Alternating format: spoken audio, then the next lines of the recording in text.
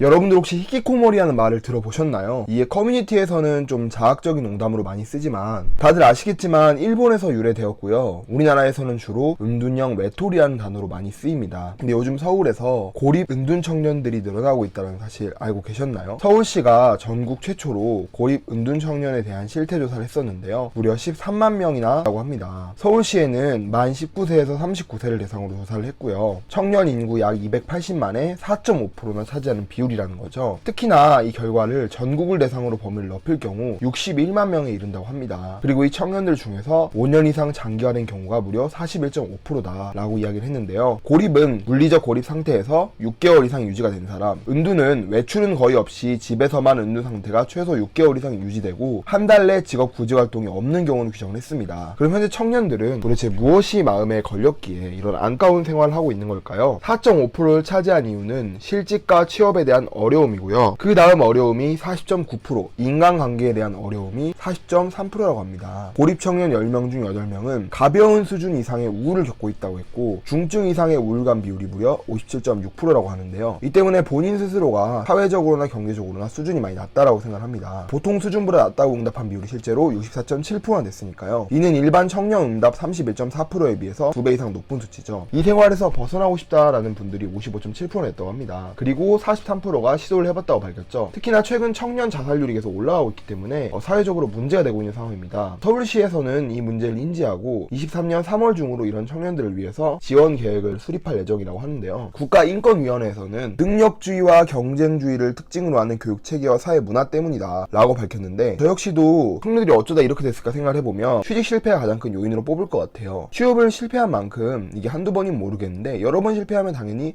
나는 사회에 필요 없는 사람인가 하고 자존감이 떨어지는 거죠. 결국에는 이제 취업문이 높아지고 들어가고 싶은 회사나 직장에서는 대학은 무조건 나와야 한다. 그에 걸맞지 않게 높은 스펙들을 요구하기 때문에 청년들 입장에서는 혼란과 불안이 생길 수밖에 없다라고 생각합니다. 더군다나 최근 고금리와 고물가까지 겹쳐서 청년들의 불안이 더 커질 수밖에 없죠. 우리나라 청년 실업률은 10%대 이상인데요. 이건 다른 나라들과 비교해도 굉장히 높은 수치입니다. 이러니 청년들이 설 자리가 없게 되고 주저앉게 되는 것 같아요. 더군다나 주위에서는 취직은 안 하냐, 그러면 언제 하냐 이런 말들이 많이 들려오니까 당연히 더더욱 자존감이 낮아질 수밖에 없겠죠. 정말 안타까운 것은 일본의 사례를 따라하고 있다는 건데 일본도 예나 지금이나 은둔한 청년들이 많이 늘어나고 있습니다. 우리나라도 결국엔 이렇게 되고 있죠. 저는 청년들이 이렇게 되고 있는 것을 문제라고 말하고 싶지 않습니다. 국가에서는 이런 분들에게 지원 및 상담도 해준다고 하니 응원을 하는 겁니다. 제가 최근에 설에 친척들을 봤는데 고모님께서는 요즘은 산후 우울증이 뭐가 이렇게 많은지 모르겠다라고 이야기를 하시면서 다른 분들이 공감을 많이 해주시더라고요. 전 이걸 보면서 우리 청년들의 미래를 기성세대에게만 의존해서는 안 되겠다라고 마음을 다잡았습니다. 물론 기성세대 분들이라고 다 지금 세대를 이해 못하는 것은 아니죠. 하지만 그 기성세대 분들은 이런 우울증이나 공허감을 이상한 걸로 생각하고 있습니다. 그걸 듣는 청년들 입장에서는 괜찮다고 응원하지는 못할 망정 마치 의지가 약하다는 말을 늘어놓고 있으니까 굉장히 상처가 된다라고 하더라고요. 제가 아시는 분도 최근에 면접을 보고 왔는데 면접관이 대뜸 자기소개에서 이렇게 뭐라고 얘기를 했냐, 땡땡씨는 MZ세대인데 MZ세대 같지가 않다라고 물어본 겁니다. 저는 이 질문을 좀 들으면서 조금 화가 났었어요. MZ세대, 우리 청년들 이 단어만 들으면 어떠세요? 저는 개인적으로 좀 불쾌합니다. 저희나 주위 친구들, 지인들은 스스로를 MZ세대라고 지칭하지 않거든요. 그럼 누가 부르냐? 바로 기성세대 분들이 저희를 그렇게 부르는 거죠. 마치 저희를 하나의 현상으로 묶으려는 듯한 의도가 다분히 보입니다. 세대 갈등을 조장하는 거죠. 심지어 SNL이라는 프로그램에서는 MZ세대에 대해 다루기도 했는데요. 저는 이러한 말을 쓰는 기성세대 대부분들은 자기 세대의 말을 따르지 않고 벗어나는 사람들을 이렇게 부른다라고 생각합니다. 마치 너희가 MZ세대라서 그렇다, 너희가 이상한 거다라는 말을 돌려서 말하고 있는 거죠. 기성세대 분들, 솔직히 말해서 지금 세대 간의 갈등을 본인들의 잘못이 아닌 청년들이 이상해서 그렇다라고 하고 싶은 게 많잖아요. 저는 우리나라 청년들이 힘을 많이 쓰고 있다고 생각합니다. 이런 상황에서는 정말 청년분들을 응원하고 싶어요. 그리고 포기하지 말고 한다면 할 수 있다고 생각합니다. 아직 늦지 않았고 괜찮으니 할 수 있습니다. 여러분들의 메시지를 댓글로 남겨주세요. 감사합니다.